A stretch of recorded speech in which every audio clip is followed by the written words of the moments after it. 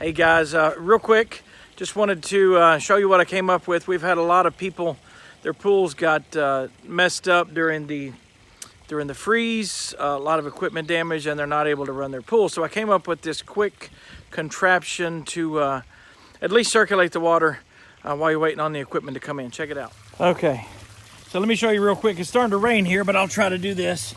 I got a submersible pump, something you pick up at one of the big box stores. This is just a county line, 1/5 horsepower. It also can go to 1.5 inch line, so you could actually thread one in and put a piece of PVC, maybe direct it out at a certain angle so you can get a lot more water moving. But I'm sucking the water in on this end of the pool, and you can see down there where my puppy is. We're returning it to the pool, so this will give me some good circulation around the pool while we wait on the new equipment. So anyway, hope that helps you out. Another thing, while I'm thinking of it, you can see this blue floater. That's just a chlorine float, holds 4 or 5 tablets.